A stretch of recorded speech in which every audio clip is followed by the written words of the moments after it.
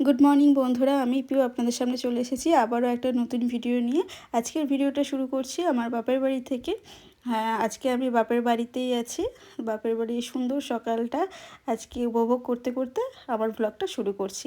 সকালবেলায় মা এখানে করে দিয়েছিল লেবু, বাতাসা, নুন দিয়ে একটা শরবত মতো। তো সকালবেলা উঠে এটা আমি আগে খেয়ে নিয়েছি। আর বাপের বাড়ি থাকলে এই একটা জিনিস, যত খুশি ঘুমাতে পারা যায়। আজকে আমি কটায় উঠেছি জানেন? আজকে উঠেছি আমি 8:45। হ্যাঁ, তারপরে এই শরবতটা খেয়ে নিলাম।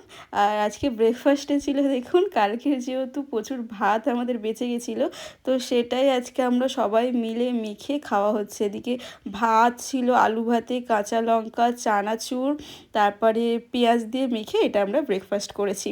তারপরে এখানে রান্না চাপানো হয়েছে দেখুন, আজকে নোটে শাক দিয়ে মাছের ডিম দিয়ে একটা ঝুড়ো টাইপের করা হচ্ছে। আমার বড়দি ভীষণ ভালো রান্না করে, মানে ওর রান্নার হাত এত সুন্দর না, ও যাই রান্না করুক তাই খুব সুন্দর খেতে হয়। মানে ও প্রচুর সুন্দর রান্না করে, আর ওর রান্নার হাতটা পেয়েছে পুরো বাবার মতনই, বাবার থেকে। আর এদিকে দেখুন, ও মাছ খেয়ে ঝাল মতো একটা বানাবে, সেই জন্য এখানে মাছ ভেজে রেখে দিয়েছে। আর এদিকে হচ্ছে চিংড়ি মাছ দিয়ে করবে পটল বাটা। এদিকে দেখুন মাছের ঝালটাও বসিয়ে দিয়েছে। এদিকে মাছের ঝালটা ফুটেও উঠেছে, আর কি সুন্দর গন্ধ বেরোচ্ছিলো জানেন মাছের ঝালটা যখন ফুটছিল। ও কিন্তু কিছুই দেয় না, সিম্পল রান্না করে, বাট এত অপূর্ব কেন খেতে হয় কে জানে। তারপর আমাদের লাঞ্চ ফাঞ্চ হয়ে তারপর বিকেলবেলা একটু হাঁটতে গেছিলাম।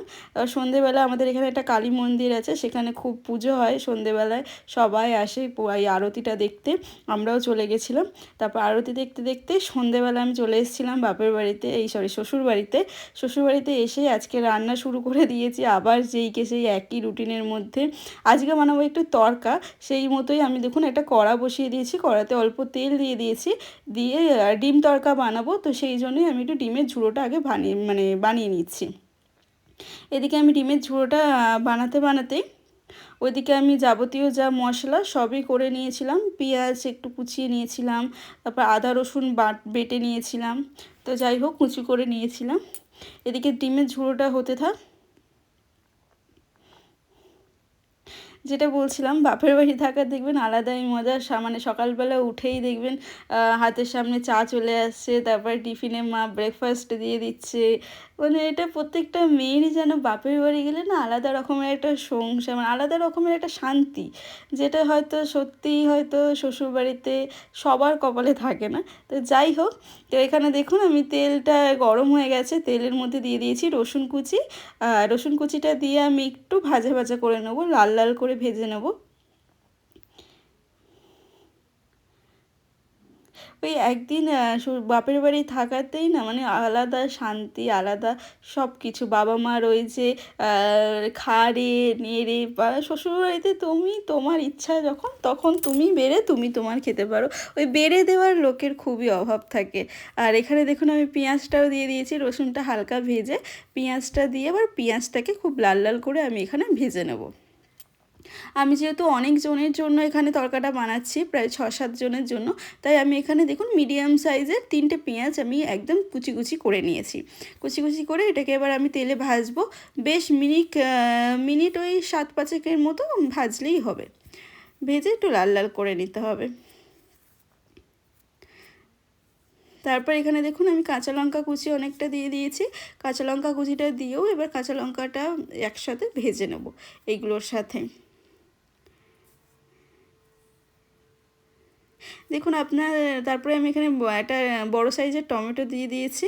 বড় সাইজের টমেটোটা দেওয়ার পরে এখানে একটু নুন দিয়ে দেবো। নুন দেওয়ার পরে এটাকে আরেকটু কষিয়ে নেবো।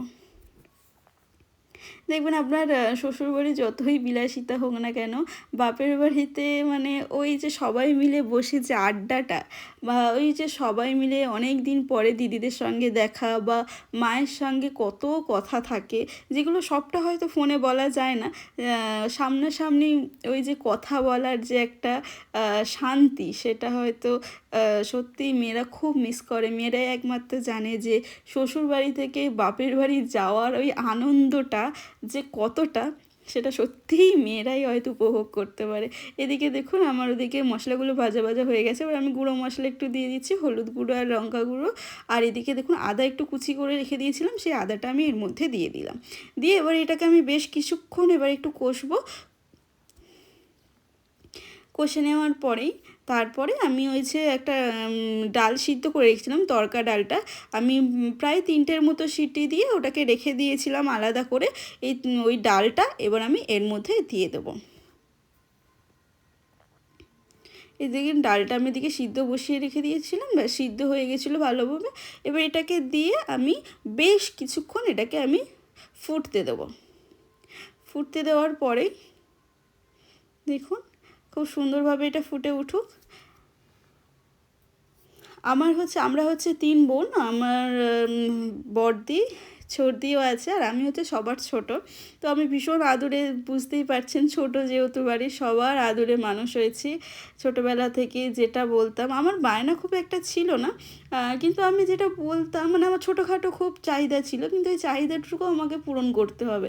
মানে আমাকে ওই পাঁপড়টা কিনে দিতে হবে, মানে আমাকে ওই পাঁপড়টা কিনে দিতেই হবে, তখনই দিতে হবে। আমি এরকম খুব নাকি জেদি ছিলাম, মায়ের কাছে গল্প শুনতাম। মানে নাকি আমি একটা গল্প বলি আপনাদের। তো আমি নাকি একবার নাকি বইমেলা, এখানে আমাদের সামনে একটা বইমেলা হয়, তো আমি ওখানে গেছিলাম। তখন চাউমিনের প্লেট 15 টাকা না 20 টাকা করে, তখন 15 টাকা 20 টাকা মানে আমাদের কাছে তখন অনেক। মা বলছে চল মা, আমি তোকে 5 টাকা দিয়ে কিনে আমি বানিয়ে দেবো। না আমি তখন বলি না, আমাকে ওইটাই খাওয়াতে হবে, ওই দোকানে মেলার ওই চাউমিনটাই খাওয়াতে হবে। সে আমাকে মা নাকি কিনে দেয়নি বলে আমি একা একা মানে এখান থেকে প্রায় ওই 3-4 কিলোমিটার দূর থেকে নাকি একা একা, ছোটোবেলায় ভাবুন, ওই সন্ধেবেলা একা একা বাড়ি চলে এসেছিলাম মাকে ডাকে, কি কাউকে কিচ্ছু না বলে। তারপরে ওই একটা স্মৃতি। আর এদিকে দেখুন রাত্রিবেলা আমার বরের গান শুনতে শুনতে বড় এনজয় করছে গানটা, আর আমিও এনজয় করছিলাম। এই শুনতে শুনতেই আজকে আমাদের রাতটা শেষ হবে। তো চলুন আজকের ভিডিওটা এই পর্যন্তই। যদি ভিডিওটা আপনাদের ভালো লেগে থাকে তাহলে অবশ্যই এটা লাইক করে দেবেন, আর অবশ্যই সাবস্ক্রাইব করবেন আমার চ্যানেলকে।